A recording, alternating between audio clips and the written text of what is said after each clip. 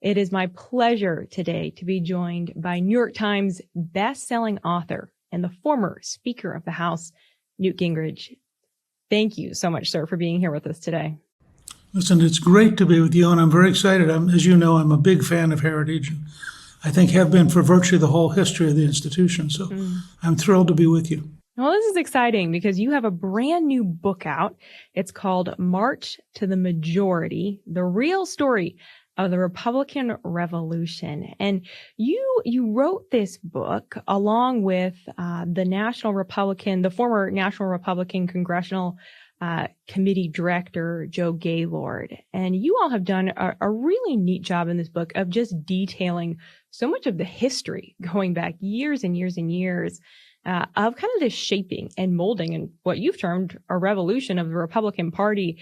And so much of that starts with something called the Contract with America.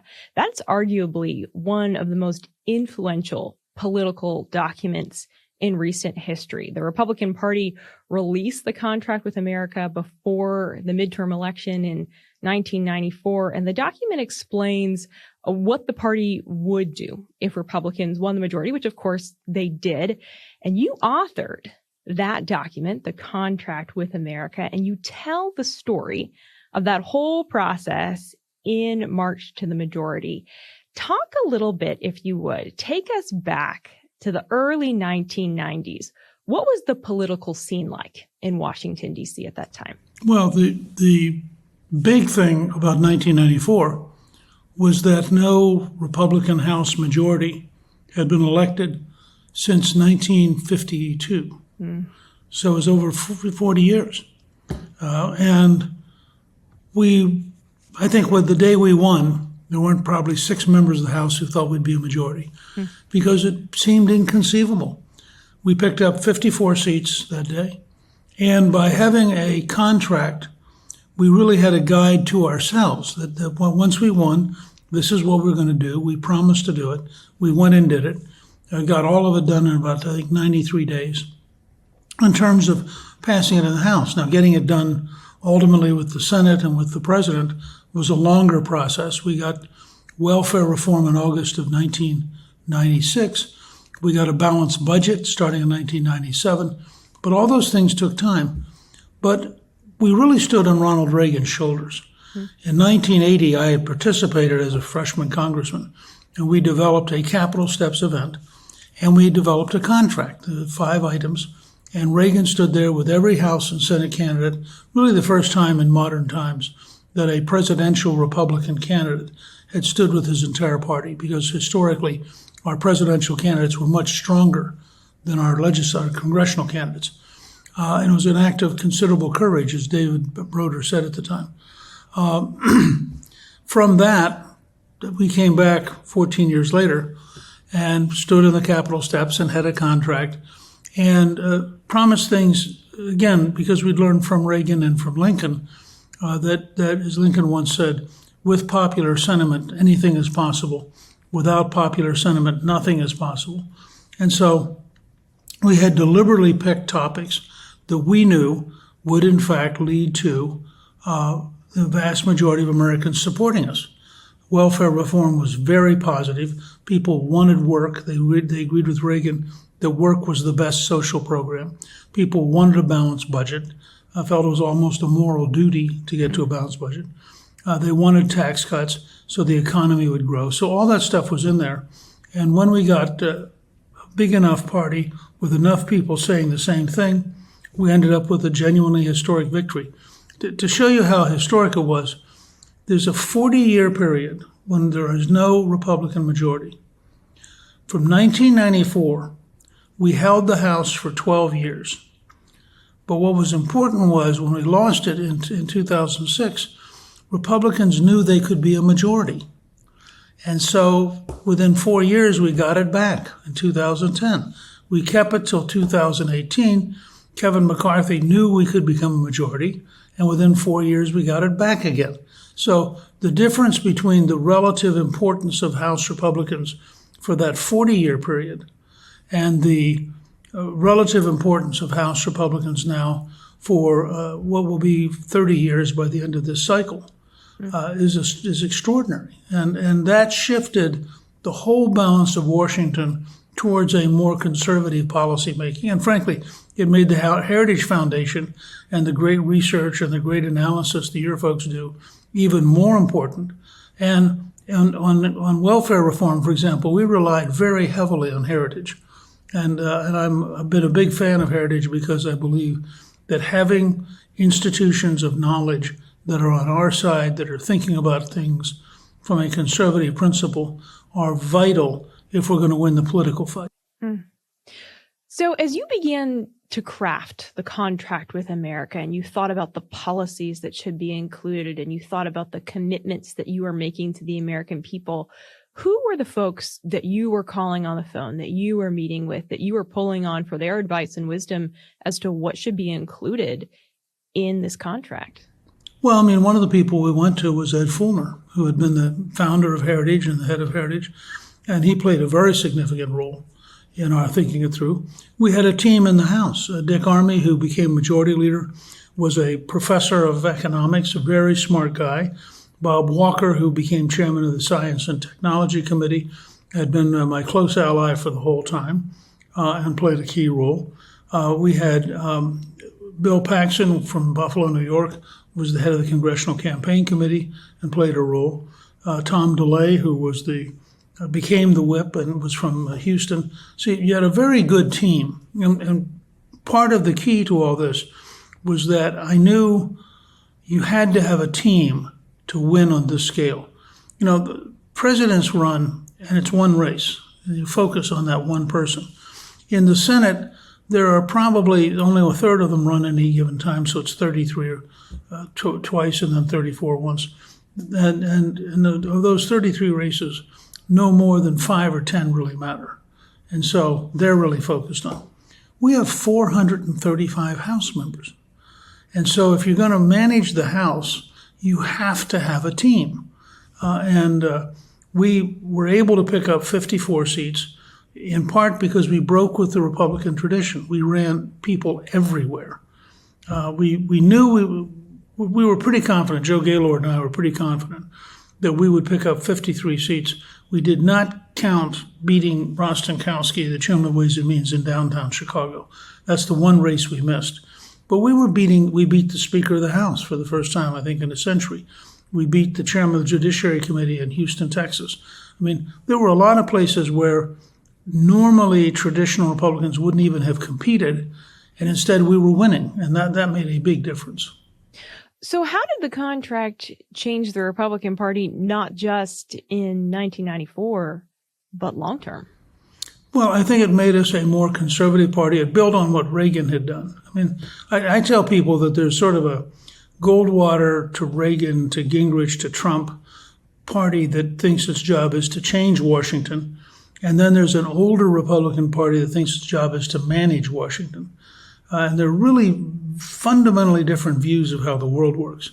And we are, by definition, more populist. As I said earlier, one of the key things was my deep belief, as Lincoln put it, in government of the people, by the people, and for the people. And that meant that we focused really, as Reagan had, and as Goldwater did, and as Trump would, we focused on understanding what is it the American people want. I mean, a good current example, 84% of the American people believe in parental rights. Well, that's 11% oppose it. So in the Reagan tradition, if I can find an 84 to 11 split, that's an issue I want to talk about a lot, because either my opponent has to agree with me or they're going to be down there with 11%. And that was frankly how Reagan won such a huge victory in 1984. He ended up with issues where he and Mondale defined clearly the future, and Mondale defined it for about 40% of the country, and Reagan defined it for 60%. Mm-hmm. One of my favorite things that you do in the book, March to the Majority, is that you take time to tell some stories, some actually never before told stories about a number of people, including Reagan. Do you have a favorite in the book? Well, I think my favorite story is one that Reagan told, and that one of his former speechwriters said to me the other day was one of Reagan's favorite stories. When he got elected, about 90 of us were invited, among the House Republicans, were invited down to have coffee and to stand around and get to know him better. And he came in and said, he said, I want to share with you how I think. He said there was this couple that had twins. And the one twin was a permanent pessimist, and the other twin was a permanent optimist. And the parents thought that to be permanently either one was wrong. It was unbalanced. So they designed a Christmas to teach the two of them. So the pessimist got a room that had every great present and toy you could want. The optimist got a room that only had horse manure. And the pessimist went in and the optimist went in. The parents waited for about an hour. They went into the pessimist room. He was sitting in the middle of all of these toys and he was crying. And they said, how can you cry? Look at all your great toys. He said, I have to tell you that, this one's going to break. This one's going to get stolen. And he went around and explained what bad thing would happen to every single toy. And they looked at each other and they shrugged their shoulders and they went to the next room. And the optimist who'd been given horse manure is running around the room throwing the horse manure up in the air and going, wee, wee. And they said, what are you doing? He said, I'm looking for the pony. And Reagan looked at us and he said, guys, you need to understand, I'm always looking for the pony. Wow. And it just, can I tell you one more Reagan story? Please do. So every once in a while, on rare occasion, because I was a pretty junior member, I'd get to fly on Air Force One with him. And he'd come back. One of my favorite pictures is the two of us in shirt sleeves that are rolled up, standing and laughing at some story. One of the stories he told, which I've always treasured, in the middle of Glasnost and Gorbachev and opening up of the Soviet Union, Reagan says, man goes out to buy some food, gets to the sausage line, stands in line for about 45 minutes, finally gets to the front of it. They say, oh, comrade, we just sold the last sausage, but we think there's still chicken down the street. He goes down the street, stands in line for an hour and a half, gets to the front. They say, oh, comrade, we just sold out of chicken, but we think there's fish down the street. Goes down, gets in line, and he's grumbling and says, I can't believe this. They're out of everything. Man behind him taps him on his shoulder and says, I am KGB. If Brezhnev were still in charge, you would be shot for anti-Soviet behavior. But because Chairman Gorbachev believes in Glasnost, we're going to let you alone. Guy goes home, his wife says, so how was it? He said, it's worse than ever. They're out of bullets. And that was Reagan. He had this, of course, he had been a movie actor and a television star, but he had this knack of delivering these stories, and he kept these stories. He must have had 300 stories. Wow. That is so fun to hear. Thank you for sharing those. And for those that want more of those stories, you just have to read the book, because the book really does such a beautiful job, I think, of relaying some of those very unique things that we don't always hear about. But wow. Well, you started with the story about optimism, and I think in general, conservatives are decently optimistic people. In 1994, I would say conservatives were very cautiously optimistic going into the midterm elections. Now, in 2022, conservatives were very optimistic. Everyone talked about a red wave. Obviously, that didn't happen. Why not? What do you think the differences were? Well, first of all, I was one of the optimists, and I overstated what we would win. And I misjudged something. I think that David Winston and Myra Miller at the Winston Group produced a report called The Year of the Independent, which is probably the most helpful analysis I've seen of what went wrong. They point out that in 19 off-year elections, 17 of them, the party in the White House lost seats. And only twice, or rather lost the independent vote, and only twice did they win the independent vote. And this was one of the two. The Democrats carried independents by about 2%. And the analysis that Winston and Miller come up with is that Republicans were so busy with their consultants running negative ads that people already agreed with. I mean, people said, yeah, it's not working. Yeah, I'm really mad about the price of gasoline. Yeah, I'm concerned about inflation. Yes, crime worries me. But then they wanted to say, so what will you do about it? And the Republicans didn't hammer home and didn't offer very many positives. Compare that with the contract campaign, where we had a 4-page ad and TV guide outlining the contract with America. And we had a campaign where we trained all of our candidates how to talk about these key positive issues. And I think that we misunderstood the sophistication and the hunger of the American people for a party that was prepared to solve problems, not just blame the other guy. Mm-hmm. And I think that may have cost us 20 or 25 seats. It was a very frustrating election night. Callista and I went down with Kevin McCarthy to his operation. And it wasn't working the way we thought it would. So then the Republican Revolution that you talk about in the book, is it over? No, I think in fact, if you think of a line that runs from Goldwater to Reagan to Gingrich to Trump, the part of the polarization you're seeing right now, and I just saw a poll a few minutes ago that 53% of the country thinks the indictment is destructive and not positive. 35% thinks the indictment's acceptable. But it gives you the split in the country. The American people really want leadership that is in favor of big ideas and in favor of changing things. And one of the reasons that Trump has had such staying power is that they intuitively believe that he will take on the left and he'll take on the bureaucracy. And they think that he proves every day by just the fact that he doesn't collapse, how tough he is. And I think that the American people want a better future. I think that they're frankly fed up with people on the left trying to coerce them into behaving differently. When they see the FBI have a report that Catholics may be terrorists, or that Moms Against Liberty might be terrorists, Moms for Liberty rather might be terrorists, or that parents who go to a school board might be terrorists. They think their government's lost its mind. And they want change, and that means in the end they can't get that change from the Democrats because the Democrats are the people doing that.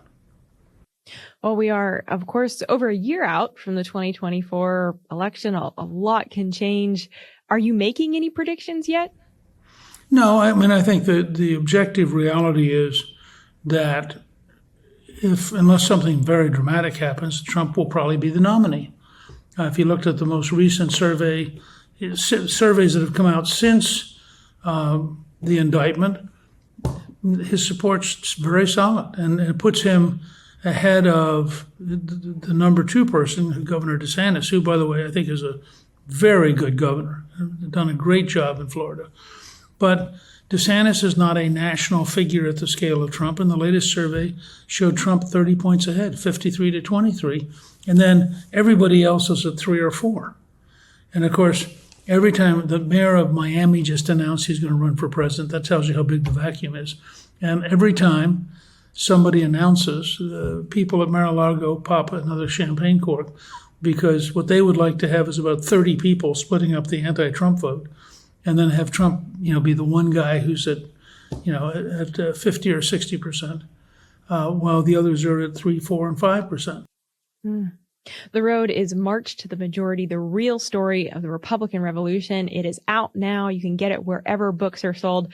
Speaker Gingrich, let me give you the last word here. Any closing thoughts you'd like to leave us with? I want to go back to your point about optimism. Look, this is America. We've been endowed by our Creator with certain inalienable rights, among which are life, liberty, and the pursuit of happiness. Every American should get up every morning, dream big, work hard, learn, and do everything they can to create for themselves, their family, and their country a better future. Amen. March to the Majority by Speaker Newt Gingrich. Speaker, thank you so much for your time today. Thank you. Appreciate it. I enjoyed it very much.